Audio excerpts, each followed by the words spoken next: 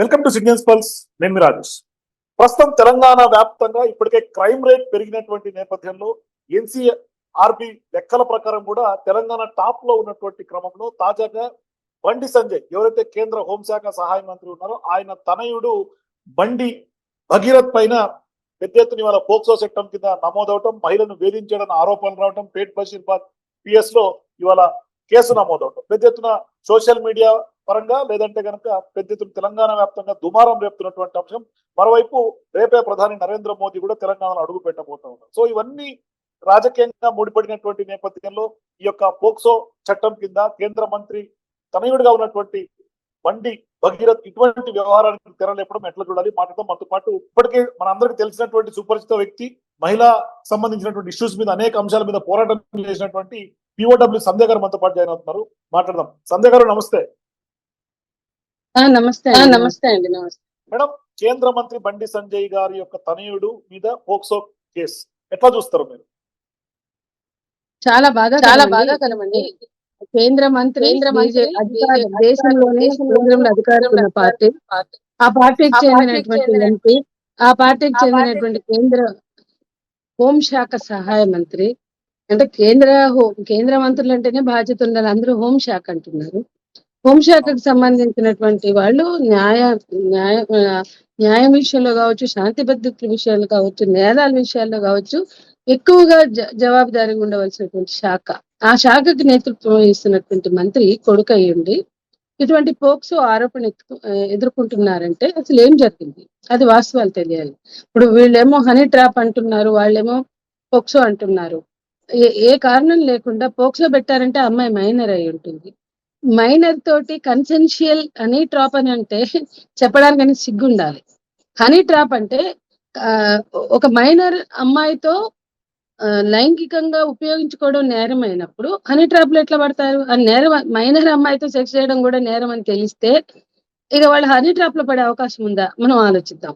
కాబట్టి అక్కడ ఏం జరుగుతుంది అంటే మనం ఊహాజనితంగా చూసినప్పుడు కూడా హనీ ట్రాప్ అని అంటున్నారంటే వాళ్ళిద్దరి మధ్య రిలేషన్ ఉందని అర్థం, లేదా వాళ్ళిద్దరి మధ్య సంబంధం ఉందని అర్థం.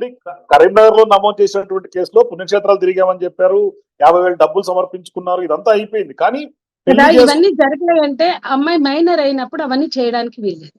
మైనర్ అమ్మాయితో ఎంగేజ్ చేసుకోవడానికి వీల్లేదు, మైనర్ అమ్మాయితోటి లైంగిక సంబంధాలు పెట్టుకోవడానికి వీల్లేదు, మైనర్ అమ్మాయితోటి కన్సెన్షువల్ సెక్స్ కూడా కుదరదు. ఇప్పుడు ఈ దేశంలో కన్సెన్షువల్ సెక్స్ మీద ఎప్పుడు సరైన అవగాహన కూడా ఏ ప్రభుత్వాలు ఏ చట్టాలు సరిగా కల్పించవు. ఉన్నాయి 18 ఏళ్ళు పైబడిన వాళ్ళు కన్సెన్షువల్ సెక్స్ అయితే అది వాళ్ళు ఇష్టం అంటారు, కానీ 18 ఏళ్ల లోపల వాళ్ళు ఇష్టం ఉన్నా సరే అది చట్టం ముందుకు వస్తే నేరంగానే చూడాలని చట్టమే చెప్తాను. అంటే వాళ్ళు కన్సెన్షువల్ అని చెప్పడానికి అక్కడ లేదు. అంటే వాళ్ళు ఇష్టంతో ఉన్నా దాన్ని నేరంగానే చూడాలని మన చట్టం చెప్తుంటే ఆ చట్టాలకు సంబంధించినటువంటి సంబంధిత మంత్రి కొడుకు ఆ మాత్రం తెలీదా? అంటే ఈ మాత్రం పరిజ్ఞానం లేకుండానే మీరు కేంద్ర హోంశాఖ సహాయ మంత్రులుగా ఉన్నారా?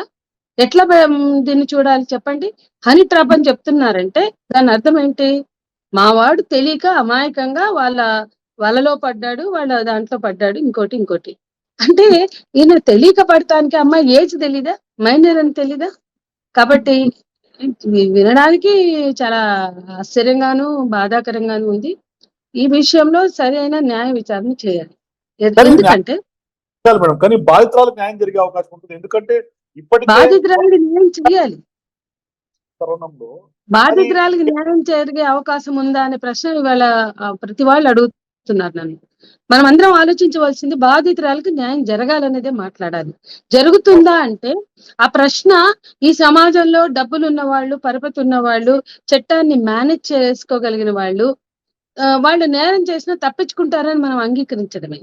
లేదా మనం అందరం కూడా వీళ్ళు డబ్బులున్న వాళ్ళు, పరపతి ఉన్న వాళ్ళు, అధికారంలో ఉన్నవాళ్ళు, ప్రభుత్వంలో ఉన్నవాళ్ళు వీళ్ళు నేరం చేసినా కూడా ఏం కాదులే అని మనం అంటున్నామంటే సరిపుచ్చుకుంటున్నాం. అది తప్పు. నిర్భయ చట్టం అనేది ఒకటి ఉందనే స్పృహ ఎవరికైనా ఉంటే ఈ దేశంలో, జర్నలిస్టుల కాడి నుంచి మీడియా నుంచి మొదలు పెడితే రాజకీయ నాయకుల వరకు, నిర్భయ ఘటన తర్వాత జస్టిస్ వర్మ కమిటీ వేశారు. వర్మ కమిటీ గారి సిఫార్సులను కనుక మనం చూసినట్లయితే ఏదైతే ఇవాళ మనం ఈ దేశంలో గత 13 ఏళ్లుగా అమల్లో ఉన్న నిర్భయ చట్టం 2013లో అమల్లోకి వచ్చింది. అంటే 13 ఏళ్ళు అయింది. అమల్లో ఉన్న చట్టం ఏం చెప్తోంది అంటే పారామిలిటరీ దళాలు, పోలీసులు, ప్రభుత్వంలో అధికారంలో ఉన్న ఎవరైనా ఐఏఎస్లు, ఐపీఎస్లు, రాజకీయ నాయకులు అండ్ మంత్రులు, అధికారంలో ఉన్నటువంటి వాళ్ళు నేరం చేస్తే మిగతా వాళ్ళకన్నా ఇంకా ఎక్కువ స్ట్రింజెంట్ లాస్ అప్లై చేయాలి, ఇంకా కఠినంగా చర్యలు ఉండాలి అని. అంటే పారామిలిటరీ దళాలు దండకారణ్యాలు అత్యాచారాలు చేస్తే అక్కడ ఎఫ్ఐఆర్లు కూడా కావు. అంటే పోలీసు శాఖ నేరం చేయొచ్చు. పోలీసు శాఖలో ఉన్న వాళ్ళు రేపులు చేసినా, అత్యాచారాలు చేసినా, సెక్షువల్ అబ్యూస్ చేసినా, ఏది చేసినా నేరం కాదు అంటే ఇప్పుడు దాన్ని కూడా ప్రశ్నించాల్సిన సందర్భాలు ఉన్నాయి. ఇప్పుడు మొన్న ఒక లాకప్ డెత్ జరిగింది. పోలీసులు ఇష్టం వచ్చినట్టు కొట్టొచ్చి ఏమైనా చేయొచ్చు అంటే తమిళనాడులో ఏం జరిగింది, వాళ్ళందరికీ మరణ శిక్షలు పడ్డాయి. సరే, మేము మరణ శిక్షలకు వ్యతిరేకం కానీ చెప్తున్నా, అంటే నేరం పోలీసులు చేయొచ్చు, నేరం మంత్రులు చేయొచ్చు, నేరం అధికారులు చేయొచ్చు, లేదా ఉల్లంఘన వాళ్ళ హక్కు అని మనం ఆలోచిస్తున్నామే, అది తప్పు. అది తప్పని చూపించాల్సిన బాధ్యత ఇక్కడ ఈ రాష్ట్ర ప్రభుత్వానికి, ఈ రాష్ట్ర ప్రభుత్వంలో పనిచేస్తున్న పోలీసులకు ఉంది. అమాయకుడైతే పోక్సో అనేది ఆరోపణ అయితే ఆరోపణ అని చెప్పండి, కానీ కప్పిపుచ్చుకునే ప్రయత్నాలు చేయొద్దు. ఆ అమ్మాయిని అంటే సాక్ష్యాలు ఉన్నాయి కాబట్టి, ఆధారాలు ఉన్నాయి కాబట్టి హనీ ట్రాప్ అంటున్నారు. కాదు మేడం, ఎఫ్ఐఆర్ నమోదు అవడానికి కూడా చాలా సమయం పట్టింది. మరీ ముఖ్యంగా ఈ రాష్ట్రంలో ఉన్నటువంటి హోంమంత్రి, సీఎం గా ఉన్నటువంటి రేవంత్ రెడ్డి గారు. అదేనండి, అసలు ఎఫ్ఐఆర్ కి ఇన్ని రోజులు ఎందుకు పట్టింది అంటే ఇవాళ వీళ్ళు నేరాలు చేస్తే ఎఫ్ఐఆర్లు అవ్వడానికి రోజులు పడతాయి. ఇతరులు ప్రశ్నిస్తే, న్యాయం అడిగితే, సమాజం పట్ల బాధ్యత వహించి సమాజంలో హక్కుల గురించి మాట్లాడితే, రాజ్యాంగంలో ఉన్న హక్కుల గురించి మాట్లాడినందుకే నేరాలు అవుతున్నాయి కదా. అర్బన్ నక్సల్స్ అని వాళ్ళని ఇప్పుడు ఆ నక్సలైట్లు అంతా అయ్యారు. ఇప్పుడు బయట ఉన్న అర్బన్ నక్సల్స్ సంగతి ఏంటో తెలుస్తాం అంటున్నారు. వీళ్ళు ఏం చేస్తున్నారు, బయట వీళ్ళు ఎవరైతే అర్బన్ నక్సలైట్లు అంటున్నారో వాళ్ళు న్యాయం మాట్లాడుతున్నారు, మంచి చెడులు మాట్లాడుతున్నారు, అమాయకులకి లేదా అన్యాయం జరిగినప్పుడు గొంతెత్తుతున్నారు. అనగారిన వర్గాలు లేదా ఆధిపత్యానికి గురవుతూ బలైపోతున్నటువంటి వర్గాల పక్షాన గొంతులు విప్పుతుంటే వీళ్ళు నేరస్తులుగా కనిపిస్తున్నారే. వీళ్ళ మీద ఏ రకమైన ఆధారాలు లేకుండానే ఎఫ్ఐఆర్లు నమోదవుతున్నాయి, ఊపా చట్టాలు కూడా నమోదవుతున్నాయి. ఏం చేశామని ఊపా చట్టాలు పెడుతున్నారు మా అందరి మీద అంటే నేనేమంటున్నానంటే, ఇవాళ న్యాయం కోసం గొంతిప్పిన వాళ్ళకి ఏ సాక్ష్యాధారాలు లేకపోయినా న్యాయం అడగడమే నేరం అవుతున్నప్పుడు, నేరం చేస్తున్న వాళ్ళు, నేరాలకు పాల్పడిన వాళ్ళు, ఉల్లంఘనలకు పాల్పడిన వాళ్ళు ఇంత నేకెడ్ గా బయట మన కళ్ళ ముందు కనపడితే వాళ్ళ మీద ఎఫ్ఐఆర్ చేయడానికి ఎందుకు తాత్సారం అంటే ఎంతకాలం? ఉదాహరణ మన కమిషనర్ గా ఉన్న సుమతి చెప్పింది కదా, ఆమె ఒక అమ్మాయిగా రోడ్డు మీదకి వెళ్తే నువ్వే వస్తావా, నీ రేట్ ఎంత అని మాట్లాడారు. అసలు ఆడవాళ్ళకి భద్రత లేదని ఒక పోలీస్ కమిషనర్, ఐపీఎస్ ఆఫీసర్ మాట్లాడుతుంది. ఇది దేశంలో మహిళల భద్రత. మరి ఇవాళ తమరు ఇటువంటి ఎక్స్పెరిమెంట్లు చేసిన సుమతి లాంటి వాళ్ళు చాలా మంచి వాస్తవాన్ని బయటికి చాటారు కదా, అటువంటి వాళ్ళు కూడా మాట్లాడారు. ఇట్లాంటి నేరాలు జరిగినప్పుడు వాళ్ళ పేట్ బషీర్బాగ్ పోలీస్ స్టేషన్ పరిధిలో కూడా అయింది. కాబట్టి న్యాయం అనేది అమ్మాయికి జరగాలి అంటే వాస్తవాలు అంటే ముందు బయటకు తేల్చాలి. గతం నుంచి కూడా ఎవరైతే బండి సంజయ్ తనయుడు ఆయన చాలా ఆరోపణలు ఉన్నాయి. గతంలో కాలేజ్ డేస్ లో కొట్టుకునే సందర్భాలు ఉన్నాయి, డ్రగ్స్ సంబంధించినటువంటి ఆరోపణలు ఉన్నాయి. ఇంత బరితెగించినప్పటికీ కూడా కాలేజీల్లో కొట్టారు. ఈ మధ్య బండి సంజయ్ మనుషులు పోయి అంటే ఆ నోరు అదుపులో లేని పాడి కౌశిక్ రెడ్డి వెహికల్స్ అతను కూడా ఇష్టం వచ్చినట్టు మాట్లాడతాడు అనుకోండి. అంటే ఈ రాజకీయ నాయకులకి అసలు అద్దు పద్దు లేదు, ఏది మాట్లాడలేదు, ఏమైనా మాట్లాడతారు. ఇప్పుడు ఈయన బండి సంజయ్ ఉన్నాడు అనుకోండి, వినాయకుడి విగ్రహాలు పెట్టాలి, దానికి పర్మిషన్లు కావాలంటే అసలు పర్మిషన్లు ఎందుకు తీసుకోవాలి మేము? ఆయన మంత్రి, ఆయన హోంశాఖ సహాయ మంత్రి. పోలీసులు విగ్రహాలు అంటే ఒక ఏరియాలో 10 పెట్టొచ్చా, 8 పెట్టొచ్చా? అట్లా కాదు కదా, దానికి పద్ధతి ఉంటుంది. హైట్స్ విషయంలో కానీ కరెంటు తీగలకు తగిలి 13 మంది చనిపోయారు మొన్న గడిచిన వినాయక చవితి సందర్భంగా. కాబట్టి హైట్ విషయంలో అట్లాగే కరెంటు పర్మిషన్లు కూడా తీసుకోవాలి అని చెప్పారు. ఎందుకంటే ఎత్తైన విగ్రహాలు తీసుకెళ్ళినప్పుడు ఆ ఏరియాలో కరెంటుని కట్ చేయడం ఏదో చేయాలి. అంటే అసలు అంత పెద్ద ప్రెస్ మీట్ పెట్టి కరెంటు వాళ్ళ పర్మిషన్ తీసుకోవాలా, పోలీసు వాళ్ళ పర్మిషన్ తీసుకోవాలా? మా దేవుడు, మా గణేశుడు, మా మతం, మా హిందూ మతం చాలా రిచిపోయి మాట్లాడాడు. ఆయన ఒక మంత్రిని మర్చిపోయాడు, ఒక గుండెలా మాట్లాడాడు. అంటే మీరు నిజమే, వినాయకుడిని పెట్టుకోండి, చేసుకోండి. 10 రోజులు పోలీసులు బందోబస్తు చేయాలి కదా. 10 రోజులు విగ్రహాలు పెడుతుంటే వాళ్ళకి సంబంధించిన సెక్యూరిటీ ఇవ్వాలి కదా. దానికైనా ఇన్ఫర్మేషన్ అయితే ఉండాలి కదా. అది కూడా మర్చిపోయి మేము ఎన్నైనా పెడతాం, ఎక్కడైనా పెడతాం, అసలు పర్మిషన్ ఎందుకు తీసుకుంటాం? పోలీస్ పర్మిషన్ తీసుకోం, కరెంట్ వాళ్ళు పర్మిషన్ తీసుకుంటే 13 మంది చచ్చిపోతే దానికి ఎవరు బాధ్యత వహిస్తారు? ఆ 13 మంది ప్రాణాలకి కొలిచే కొలమానాలు ఏమైనా ఉన్నాయా? విలువ కట్టగలిగే శక్తి వీళ్ళకు ఉందా? అంటే కనీసం ఒక ఘటన జరిగితే 13 మంది చనిపోతే కరెంటు తీగలకి ఆ రూట్ లో వెళ్ళేటప్పుడు కట్ చేయాలా, లేకపోతే వాటిని ఎత్తాలా, ఏదో చేయాలి కదా. అది కూడా మాట్లాడడానికి అవకాశం లేకుండా వీళ్ళు మాట్లాడుతున్నారంటే వీళ్ళని ఏమనాలా? వీళ్ళు మంత్రులు అయితే అట్లా మాట్లాడతారా? ఆ ప్రెస్ మీట్ చాలా మంది చూసుంటారు, ఎవరు స్పందించలా. ఆ రోజే నేను బాధపడ్డా, ఇవాళ ఇక మాట్లాడట్లా. ఇదేంటి ఒక మంత్రి ఎట్లా మాట్లాడతాడు? అంటే చట్టాలు చెల్లవు, న్యాయం చెల్లదు, ఇవన్నీ కూడా చెల్లుబాటు కావు, మా ఇష్టం అని మాట్లాడుతున్నారు ఒక మంత్రి. కాదు మేడం, కాదు మేడం, ఇవాళ పోక్సో చట్టం ఈ వాతావరణంలో పెరిగినప్పుడు వాళ్ళ పిల్లలు ఎట్లా ఆలోచిస్తారు మనం ఆలోచించాలి. తండ్రి ఇలా మాట్లాడితే ఏ న్యాయం మాకు అవసరం లేదు, ఏ చట్టాలు మాకు అవసరం లేదు, ఏ రూల్స్ అండ్ రెగ్యులేషన్స్ మాకు అవసరం లేదు, మా ఇష్టం అని మాట్లాడుతున్నప్పుడు వాళ్ళ పిల్లలు ఏం నేర్చుకుంటారు? వాళ్ళ పిల్లలు ఏమి అనుకరిస్తారు? ఇవన్నీ కూడా మనం ఆలోచించాలి. కాదు మేడం, ఇప్పుడు ప్రధానంగా పోక్సో చట్టం నమోదైంది. ఒకవైపు ఏమో వాళ్ళేమో హనీ ట్రాప్ అని కరీంనగర్ లో ఇంకొక ఎఫ్ఐఆర్ పెట్టారు. ఒక రకంగా రెండు వెయిటేజ్ చేసుకుంటే మరి పోలీసు వాళ్ళు హనీ ట్రాప్ అని దాని మీద ఇన్వెస్టిగేషన్ చేయాలా, లేదు అంటే కనుక ఇట్లా పోక్సో చట్టం కింద అన్నప్పుడు ఇతను చూడండి, తీసుకొచ్చి హనీ ట్రాప్ కేసు వేరు, పోక్సో వేరు.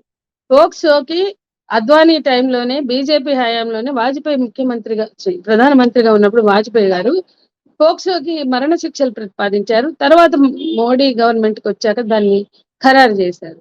అటువంటి స్ట్రింజెంట్ లాస్ అని మాట్లాడేటువంటి వీళ్ళు, అంటే భారతదేశంలో బీజేపీ అధికారంలోకి వచ్చాక రెండు చట్టాలు వచ్చినాయి.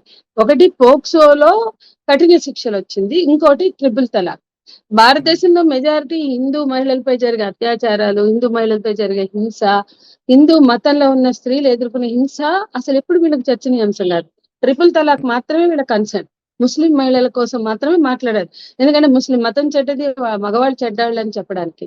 అదే హిందూ మతంలో మగవాళ్ళు చాలా రకాల హింసకు పెడితే చంపి ముక్కలు కోసిన, ఫ్రిడ్జ్లో పెట్టిన, కుక్కర్లలో ఉడికించిన, మురుగు కాలువల్లో పడేసిన, ఒక పూజారి చంపేసి డ్రైనేజీలో తొక్కిండు సరూర్ నగర్ లో. ఇవి ఏవి ఈ మతం వాళ్ళు మాట్లాడరు, ఇంకెవరు కూడా మాట్లాడరు.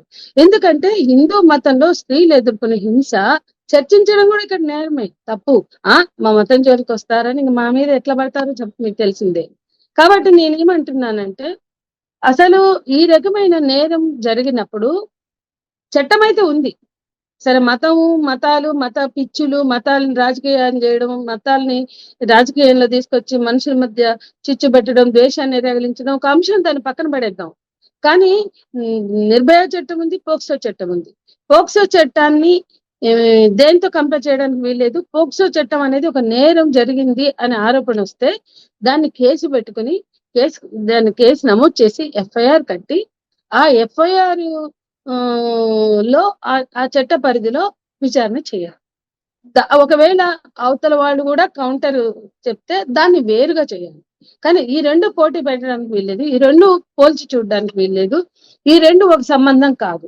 అండ్ ఒక మంత్రి అయ్యుండి, అది కూడా న్యాయశాఖ పోలీసు హోంశాఖ సహాయ మంత్రి అయ్యుండి, వాళ్ళు ఒక స్ట్రింజెంట్ లా పెట్టారు, చట్టాన్ని తీసుకొచ్చారు, పోక్సో అనే చట్టాన్ని. కాబట్టి దాన్ని ఎదుర్కోవడానికి మేము హనీ ట్రాప్ అని పెడతాము అంటే అసలు ఆలోచిస్తే హనీ ట్రాప్ కూడా అంటే ఎవరు పడితే ఒక 10 ఏళ్ల అమ్మాయి తో రిలేషన్ పెట్టుకుని ఆమె హనీ ట్రాప్ అంటే మనం ఒప్పుకుందాం? నాకు అర్థం కాదు. అంటే మైనర్ గర్ల్స్ హనీ ట్రాప్ చేస్తే మేజర్ వాళ్ళకి బుర్రా బుద్ధి ఉండద్దా? అసలు చెప్పుకోవడానికి సిగ్గుపడాలి. నీ పెంపకం ఏంటి, నువ్వేంటి, నీ స్థితి ఏంటి, మీ సామాజిక హోదా ఏంటి, మీ జవాబుదారీతనం ఏంటి? హనీ ట్రాపుల్లో పడతారా మైనర్ గర్ల్స్ తోటి? చెప్పుకోవడానికి ఎట్లా సిగ్గుపడట్లేదు వీడు? ఖచ్చితంగా వేరుగా చూడాలి. హనీ ట్రాప్ అని మీకు అనిపిస్తే దానికి ఏ సెక్షన్ ఉందో ఎత్తుకుని పెట్టుకోమనండి. దీన్ని తర్వాత పోలీసులు ఇక్కడ చెప్పదలుచుకుంటే రాష్ట్ర పోలీసులు బాధ్యత లేకుండా వ్యవహరించొద్దు, ఎఫ్ఐఆర్ చేయాలి. పోక్సో చట్టాన్ని ఎట్లా విచారణ చేయాలో అదే పద్ధతిలో విచారణ చేయాలి. సో ఫైనల్ గా పోక్సో మేడం, కోర్టులు వేరు, పోక్సో కోర్టులు వేరు, పోక్సో సంబంధించిన నిబంధనలు వేరు, అవన్నీ కూడా పాటించాలా, అవన్నీ మనం కూడా పాటించాలి.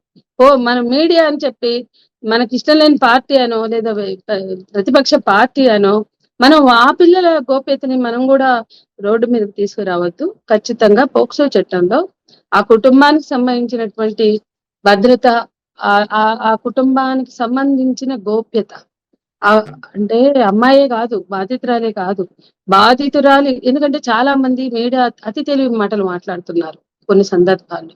నువ్వు అమ్మాయిని చూపించలేదు, ఆ అమ్మాయికి అదేసాం ఇదేసాం అంటే, ఆ అమ్మాయికి అదో ఇదో ముసుగేసి ఆ అమ్మాయి తల్లిదండ్రులను చూపిస్తే పలానా వాళ్ళు అమ్మాయి అని తెలుస్తుంది కదా. కాబట్టి ఆ అమ్మాయి కుటుంబాన్ని కూడా చూపించొద్దు, ఆ పేర్లు కూడా బయటకు తీసుకురావద్దు. మీడియా పాటించాల్సినటువంటి జాగ్రత్త ఇది నేను మీ అందరికీ సూచిస్తున్నా. బాధితురాలికి రక్షణ అంటే బాధితురాలి గోప్యతను కూడా మనం పాటించవలసిన అవసరం ఉంది. మేడం ఫైనల్ గా మీరు ఎటువంటి డిమాండ్ చేస్తారు ఈ కేసు నమోదైన నేపథ్యంలో? నిష్పక్షపాతంగా విచారణ జరిపించాలి. పోక్సో కేసులో ప్రైమఫసి ఉన్నప్పుడు దానికి హనీ ట్రాప్ అనే కవర్ వేసుకోవడం కాకుండా పోక్సో కేసులో అరెస్ట్ ఉంది. అదేమి స్టేషన్ బెయిల్ కేసు కాదు. కాబట్టి అరెస్ట్ చేయాలి కంపల్సరీ, ఈ పాటికి చేయవలసి ఉండే. పోక్సో చట్టాన్ని అనుసరించి బండి సంజయ్ కొడుకుని అరెస్ట్ చేయాలి. అతను కూడా మైనర్ అయితే వేరు, అతను మేజర్. అతను ఆల్రెడీ కాలేజీల్లో చెడాయించాడు, ఇష్టం వచ్చిన గుండైజం చేశాడు, రౌడిజం చేశాడు కూడా. ఆ ఫోటోలు కూడా బయటకు వచ్చినాయి, అవి కూడా వైరల్ అవుతున్నాయి. ఇష్టం వచ్చినట్టు కొట్టాడు కూడా. కొట్టాడు. కాబట్టి ఇటువంటి వాళ్ళను వదిలేస్తే రేపు ఇంకేం నేరాలు చేస్తారు, ఇంకెంత పెద్ద నేరాలు చేస్తారు. మంత్రి గారి కొడుకు కాబట్టి మేమేమనం, మంత్రి గారి కొడుకు కాబట్టి మనం రేపు చేస్తే చేసాడులే, పసిపిల్లని చేస్తే చేసుకున్నాడులే అని సరిపెట్టుకుంటే కుదరదు అని నేను చెప్పదలుచుకున్నా.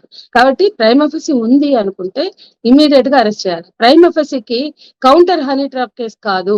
ప్రైమఫసి అంటే ఆ అబ్బాయికి అమ్మాయికి సంబంధం ఉందా, ఆ అమ్మాయి మైనర్ అవునా కాదా, ఆమె డేట్ ఆఫ్ బర్త్ తీసుకోవాలా, ఆధారం పెట్టుకోవాలా, ఆమెకి ఇతనికి సంబంధం ఉందా లేదా, వాళ్ళు తిరిగారా, ఇంకేమన్నా ఉందా, ఆ అబ్యూజ్ ఉందా, హెరాస్మెంట్ ఉందా